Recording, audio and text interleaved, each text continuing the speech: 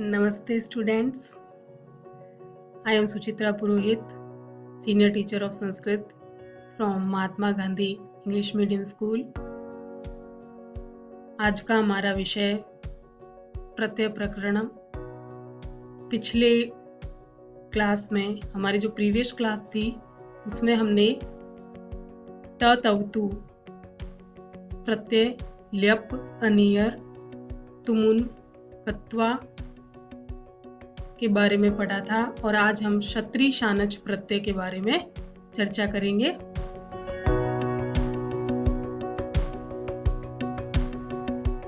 तो क्षत्रि शानच प्रत्यय क्या है और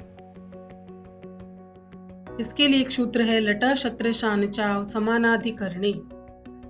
अप्रथमांत के साथ समानाधिकरण होने पर वर्तमान में धातु से क्षत्रि और शानच प्रत्यय होते हैं, यानी प्रेजेंट टेंस में वर्तमान काल में क्षत्रि और शानच प्रत्यय का प्रयोग किया जाता है। क्षत्रि धातु सबसे पहले हमने क्षत्रि प्रत्यय लिया, तो क्षत्रि प्रत्यय जो है वो परस्मयी पदी धातुओं जो पठ और गम इत्यादि होती है उनके साथ आता है और इसमें अत शेष रहता है, यानी जिस किसी भी शब्द के पीछे, जिस किसी भी धातु युक्त शब्द के पीछे अत शेष रहता है तो वहां पर क्षत्रि प्रत्यय होगा।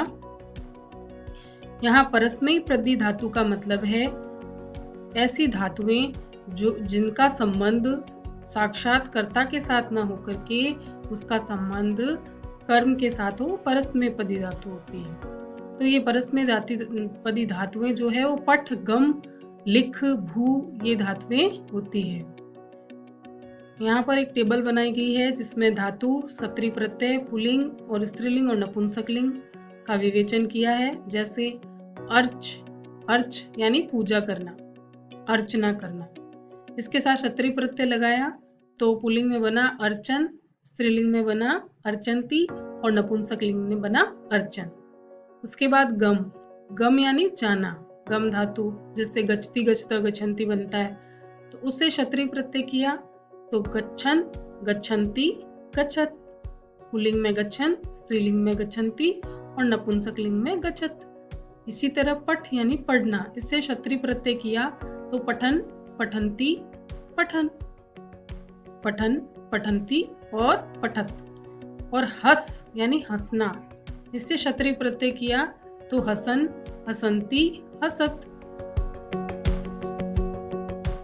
यानी जिन प्रत्ययों के पीछे, जिन शब्दों के पीछे अन अंति अत शेष रहता है वो क्षत्रि प्रत्यांत शब्द होते हैं। उसके बाद शानच प्रत्यय, शानच यह हमेशा आत्मनेपदी धातुओं के साथ लगता है। आत्मनेपदी धातुएं कौन सी होती है? सेव लभ, यह आत्मनेपदी धातु है। आत्मनेपदी मतलब जिन धातुओं को का संबंध साक्षात रूप से कर्ता के साथ होता है उसे आत्मनेपदी धातु कहते हैं। तो इनके साथ शानच प्रत्यय लगता है, इसमें आन शेष रहता है जो मान में भी बदल जाता है, यानी जिस किसी शब्द के पीछे आन या मान आता है तो वहां पर शानच प्रत्यय होता है। जैसे यहाँ पर धातु शानच प्रत्यय पुल्लिंग स्त्रीलिंग और नपुंसकलिंग में एक टेबल बनाई गई है। जैसे सेव धातु, इसमें शानच प्रत्यय किया तो पुल्लिंग में सेव मानः, स्त्रीलिंग में सेव मानः और नपुंसकलिंग में सेव मानम। दा धातु, दा यानी देना, इससे शानच प्रत्यय किया तो पुल्लिंग में ददानः, स्त्रीलिंग में ददानाः, नपुंसकलिंग में ददानम। इसी तरह लभ यानी प्राप्त करना, इससे शानच प्रत्यय किया लभमानः, लभमानः, लभमानम। इसी तरह आस, आस यानी बैठना, इससे शानच प्रत्यय किया तो आसीनः जो पुल्लिंग में, आसीनाः स्त्रीलिंग में और आसीनम ये नपुंसकलिंग में बनेगा। शॉर्ट ट्रिक्स बनाई है, जैसे क्षत्रि प्रत्यय है, इसकी पहचान करनी है तो जिस किसी धातु युक्त शब्द में पीछे अन अंति अत आता है, यानी कि पुल्लिंग में अन, स्त्रीलिंग में अंति और नपुंसकलिंग में अत आता है तो वो क्षत्रि प्रत्यांत शब्द होगा। इसी तरह शानच प्रत्यय, तो शानच प्रत्यय की पहचान क्या है?